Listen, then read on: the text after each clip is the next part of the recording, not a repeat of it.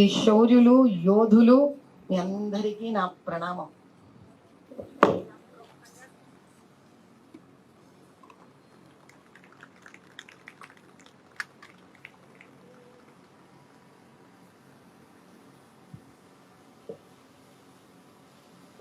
ఎంత ఎత్తు ఎదిగిన జీవితంలో ఇద్దరి ముందు తల వలసిందే. ఒకటి వటుక బ్రాహ్మడు. ఎందుకంటే మీరందరూ వటుకలు, తెలుసు కదా మీకు ఆ సంగతి?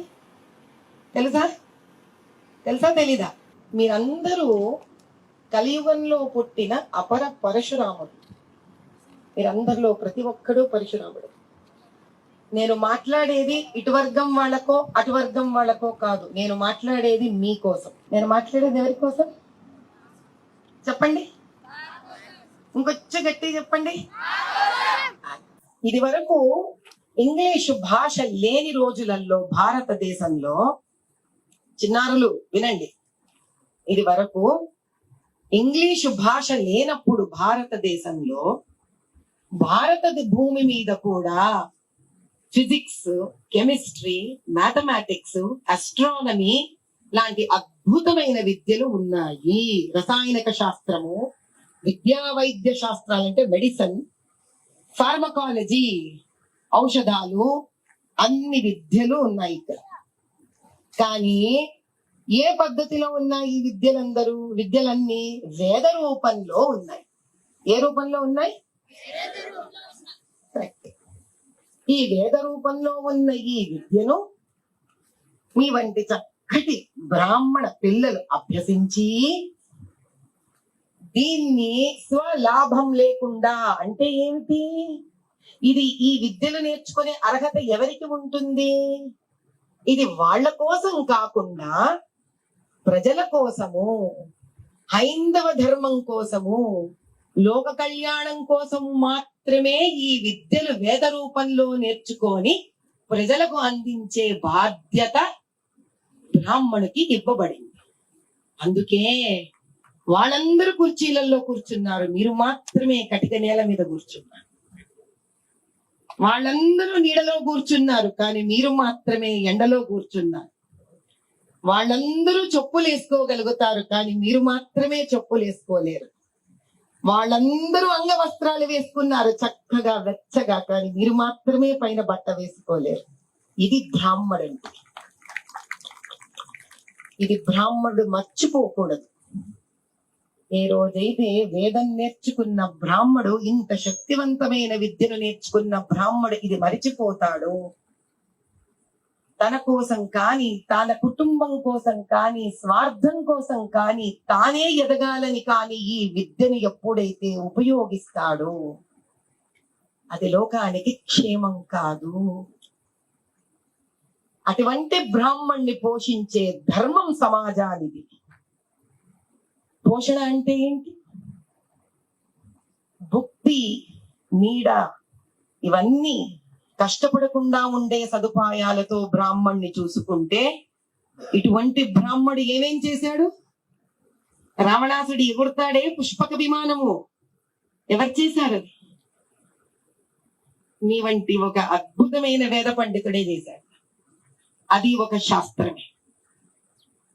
భూమి గుండ్రముగా ఉంటుంది, నవగ్రహాలు ఉంటాయి, జ్యోతిష శాస్త్రం ఇది. మీరు ఈ రోజు బ్లడ్ టెస్ట్ తీసుకొని RNA, DNA మీ రోగాలు ఏవో చెప్తున్నారబ్బా, మేము జ్యోతిష శాస్త్రంలో మీ రోగం ఈ తరమే కాదు, 7 తరాలటు పూర్వజన్మము, వచ్చే జన్మం కూడా చెప్తానన్నదే మన వేద శాస్త్రం. అటువంటి శాస్త్రాన్ని పట్టుకొని ముందుకు వెళ్ళబోతున్న అపర బ్రాహ్మణ సైనికులు మీరందరూ.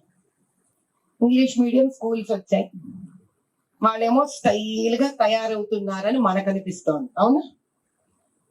వాళ్ళేమో ఇంగ్లీష్ లో మాట్లాడుతున్నారని మనకు అనిపిస్తుంది.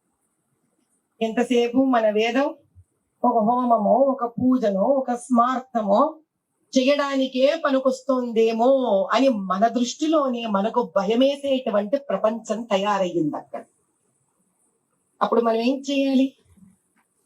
నోరు మూసుకోవాలా? ఒప్పుకోవాలా? దాన్ని ఒప్పుకోకూడదు. ఎందుకంటే మన వేదాలనే తస్కరించడం అంటే తెలుసు కదా, దొంగతనం చేసుకొని వెళ్ళిపోయినారు. మన వేదాలనే దొంగతనం చేసుకొని వెళ్ళిపోయి వాళ్ళ భాషలలో మార్చుకొని చదువుకొని దాని నుంచి వచ్చిన మొదటి విమానమే రైట్ బ్రదర్స్ తయారు చేసినది.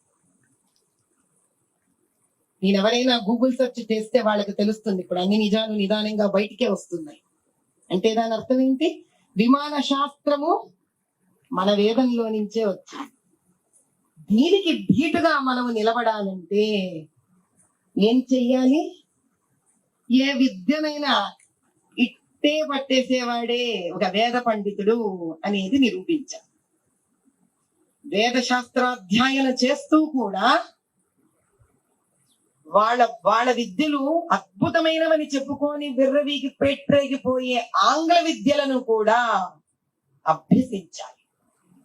ఎందుకు అనంటే ఒక బ్రాహ్మడికి కానీ ఒక విద్యార్థికి కానీ విద్యను నేర్చుకోవడంలో తారతమ్యాలు ఉండకూడదు. ప్రతి విద్య ఒక వ్యక్తిని ఇంత నుంచి అంత చెయ్యాలి కానీ తగ్గించకూడదు. భగవద్గీతలో క్షేత్రం అనే పదం వాడబడుతుంది. ఇది వరకు క్షేత్రంకి అర్థము మనకు వేదోక్తంగా తెలిసిన ఎదురు ప్రశ్నించే వ్యవస్థ లేదు. అదే క్షేత్రం ఈ రోజు మీకు ఫీల్డ్ అండ్ ఎలక్ట్రిసిటీలో తయారయ్యింది. ఇప్పుడు మనం క్షేత్రం అని ఒక్కటే మాట్లాడి వదిలితే సరిపోదే. అంతకన్నా జ్ఞానం ఉంది మన దగ్గర అని మనం చెప్పాలంటే వాడి భాషలో మనం వాడికి తిరుగు సమాధానం ఇవ్వగలగాలిగా. అందుకు నేర్చుకోవాలి ఆ విద్యను కూడా. వీటిలన్నిటిలో కూడా మీరందరూ వేదాన్ని బయటికి లాగి పునః వేదోక్తంగా వేదం అనే ఒక శక్తితోటి ఈ భారతదేశాన్ని ముందుకు తీసుకొని వెళతారనే ఆశతోటి అటు గురు కృప, తల్లిదండ్రుల కృప, ఆ తల్లి పరమేశ్వరి కృప, సాక్షాత్ పరమేశ్వరుడి సహితంగా మహాలక్ష్మి విష్ణు ఒక కటాక్షం కూడా మీపై ఎప్పుడు ఉండాలని కోరుకుంటూ సర్వే జన సుఖినో భవ.